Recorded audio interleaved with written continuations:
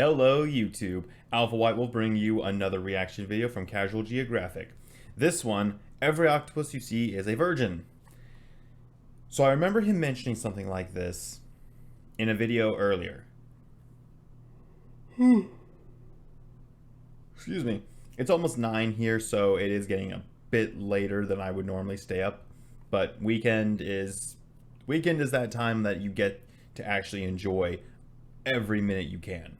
But yeah, so I remember him talking about in a video where there are animals that got screwed over by evolution. The octopus, when they mate, the father dies almost immediately afterwards, or at least hangs on for a brief time until either disease, predator, or basically just breaking down gets him.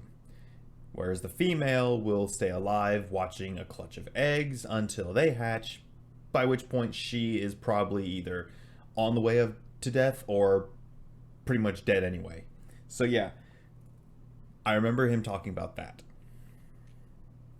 Why it's showing a guy shoving cake into his face, I'm not sure. But yeah, so you might notice that my setting is a little different. I've moved a location again. This time, this should be a little bit more permanent, so I'll have something more to work with. Now, you might also notice the tiles on the wall, the black tiles. I'm putting up these sound cancellation tiles like you see in recording studios. I'm not going to cover the entire wall because that's just excessive and I'm not going to put in that much investment. But I am going to put enough to try and like break up the sound and echoes to reduce reverberation.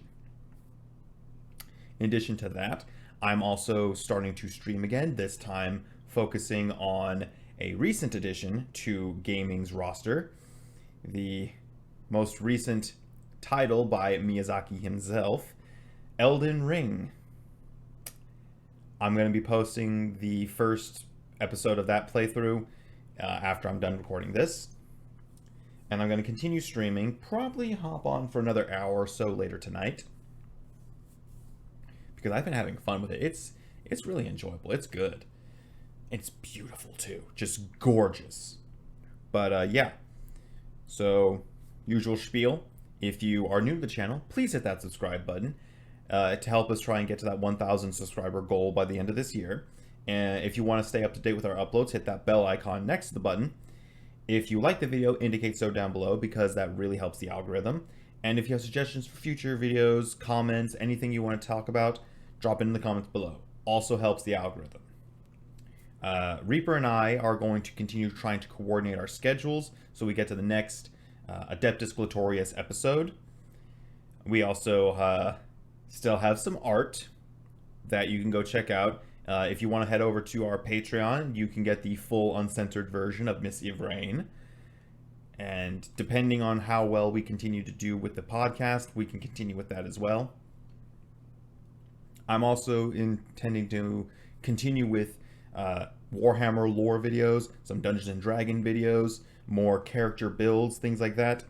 Things that I've been kind of putting off since the moving process is insane. But yeah. Let's go ahead and get right into it. 3, 2, 1, and play. They say when it comes to the pleasures of life, moderation is key. Well, if moderation is key, this fur quagmire is the expired debit card that only ever gets touched when you get locked out of your house. Before I even start, because I know how guidelines are, instead of using that 3-letter word to describe something sensually explicit, I'm just going to say cooking. This is an antechinus, and it's a marsupial endemic to Australia. What those words mean is that it's actually closer to a kangaroo than to a mouse, and it can only be found one place in the world. The land where toilets flush backwards, the landlords have pouches, and the mascot's an STD-ravaged plush toy. Yeah. Anyway, what earns the antechinus' video is that they take cooking very seriously. They have a short window to mate since their breeding season lasts 3 months, but they'll only be alive for 2 to 3 weeks. Which is why male antechinuses mature faster and are ready to go before breeding season actually starts. Also, they can maximize their time in the kitchen. And once the male finally finds a partner to cook with, Hell's Kitchen suddenly becomes more than just a TV show. The antechinus will have cooking sessions that can last up to 14 hours. That's like 2 shifts and an overtime. There isn't even a courting process or anything. No foreplay, not even a 2-play. The male just marathons anything with a pulse on sight. And you do not want to know what my search history had to look like for me to know that. And thanks to NordVPN, Pretty cursed. nobody ever will.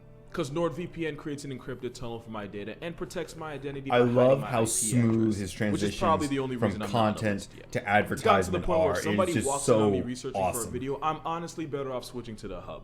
At least that would be easier to explain than a Google search of how much liquid DNA can a blue whale produce. It's like 5 to 6 gallons, by the way. Nah, You my have to search include history it, ever of got leaked, course. I'd have to change area codes. Which is great because NordVPN lets you change your location. Oh, and he's access doing, like, one of multiple over back and 5,000 forths servers now. in 60 different countries. Multiple if you want to watch ones. SpongeBob, but can't 'cause Nicely you live done. in America and Netflix ain't with that, just know Australia and Netflix got you. Also, Nord servers are super fast, so you never have to feel like you're choosing security over speed. And with NordVPN's threat protection, you can be safe from ads, trackers, and malware. So to protect your data from companies like and to get the most out of your streaming services, go to nordvpn.com/casualgeographic to cop a huge discount on a 2-year plan. And with Nord's 30-day money-back guarantee, it's basically risk-free, meaning you can always pull out and nobody has to get hurt, which is more than I can say for this guy. His Viagra gerbil goes on a binge where eating, sleeping, and drinking all take a backseat to the male's goal of multiplying without a calculator. And the male doesn't exactly limit himself to just one partner in the kitchen. Males are able to do this thanks to an increase of steroids in the blood that gives him the energy to cook for so long, while also fighting any other chefs that try to enter his kitchen. But these steroids also nerf the anti-kinus' immune system and can even lead to ulcers.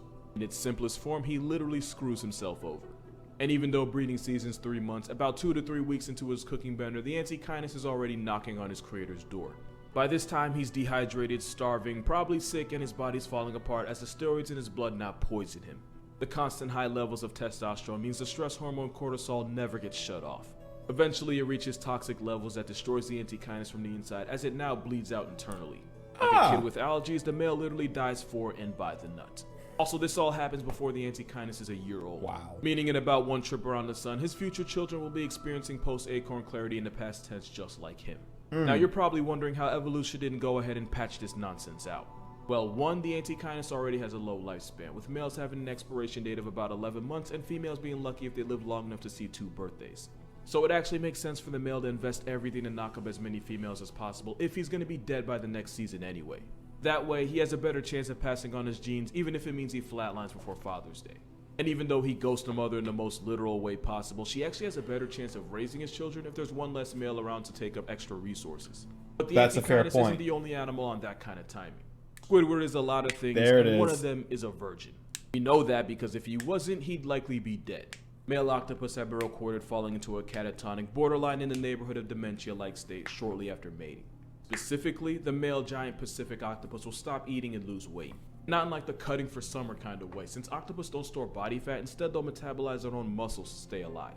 Without food, the he octopus is a perfect candidate for infection as his immune system folds on him just like his will to live. Often these males start having white lesions appear all over their body. The endgame is the male either starves to death, gets ripped apart by a predator, or gets factory reset by a fatal virus. There we go. Sometimes his date will cut out the middleman completely by hashtagging him herself by strangling him. And not in a fun way either.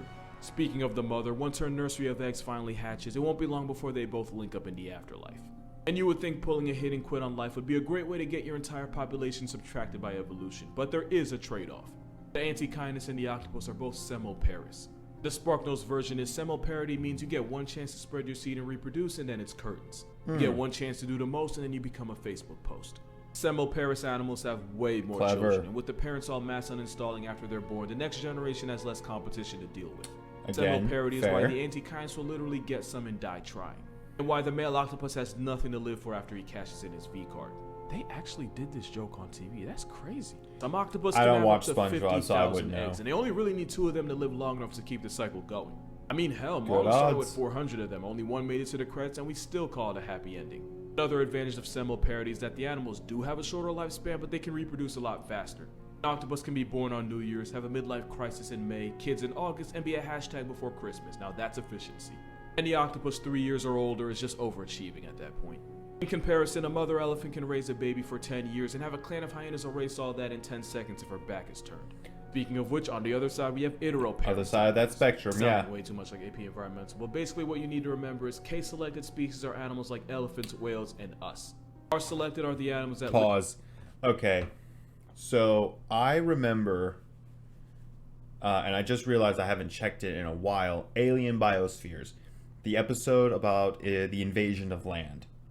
They were talking about R selection and K selection, and how our selection is like great for getting a population to grow large enough to actually start colonizing, and then after a while they shift to K selected in order to maximize genetic diversity. So this reminded me that I haven't checked alien biospheres in a while, and I really should go check that out. Just wanted to point that out. Unpause in 3, 2, and 1. Live fast and expire young, like the Antechinus octopus, and another good example is salmon. I showed this picture earlier for a reason.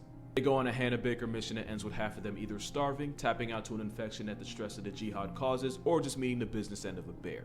The payoff is they can spawn and fertilize thousands of eggs before they exit stage left. K-selected species are usually bigger, have less kids but spend more time raising them, and for all their effort, they get renewed for many more seasons of life. Yeah. Ours are smaller, have way more kids but are a lot less involved. They're usually the ones that get uppercut by evolution. The best example is probably the Luna moth, since as you already know, no mouth. They literally don't have a mouth. It's not like they're born without one. Nature just snatches it from them when they become adults. They only have about 2 weeks to live and reproduce, and only survive off whatever energy they stored as caterpillars. Once that runs out, so does their free trial to life. But it ain't all sweet for the Ks either, which again includes us. Because there is an evolutionary risk in investing so much time and energy in just one kid. That's a lot of effort for something that can end up just being a walking birth control ad. We tell our kids they can be anything when they grow up, but what happens when that kid decides to be a piece of shit? Not only that, but competition for mating is much more cutthroat for K species. Going back to elephants, mothers can spend over a decade raising a single calf. That's after being pregnant for 22 months. When you're carrying a life for a couple weeks short of 2 years, you're going to do everything in your power to make sure the baby you're carrying isn't 50% scrub. Which is why when a female African elephant's in heat, every eligible male bachelor in the area will run fades with each other. Sometimes until there's one less elephant. And since the female elephant might not be available for another 5 years, down bad bulls will bury each other if they have to. In the end, it's the strongest bull that gets to be the father, which gives the baby the best genetic chance of survival. Yeah. But it also means some males get blue-balled in the process. And probably red-pilled too. Long story short, whether you're a horny hamster, 12,000-pound white knight, or a cashier with a crotch worm for a nose, life is pain no matter what you are. But it's a little less painful when you're sponsored by NordVPN. Shout out to them again. For more consistent content, make sure to follow my TikTok and Instagram, since I try to post daily on both. To see videos before anyone else does, be sure to join my Patreon. Other than that, drink water, hug your mother. Don't like and don't subscribe, because if you really wanted to, you would have done it by now. And have a good one. Oh, and be glad you're not an octopus. Okay. So I still need to do some of these here. So, wow. That was actually good. His transition from content to advertisement is just so smooth now. It is, I never know when it's going to happen, and it is always a little amusing when I kind of having to start listening for anything that might indicate that he's going to just suddenly shift into the transition there. That was good. That was actually really interesting. I do definitely need to go and check out Alien Biospheres now, see if there's anything new there. So yeah, I really enjoyed that. He does such good work. Such good work. But yeah, I'm going to link the original video down in the description if you want to go check it out. Again, if you're new to the channel, hit that subscribe button. Ring that bell if you want to stay up to date with our uploads. If you like the video, indicate so down below. If you have suggestions for future videos or want to chit chat, drop it in the comments. And if you are interested in watching me likely get torn apart in Elden Ring, tune in for the stream. I'm going to be doing that in a couple hours. So yeah, by the time this video actually hits the YouTube, I should be about ready to log back in. But this has been Alpha White Wolf. I'm signing off. You keep howling, Wolfpack.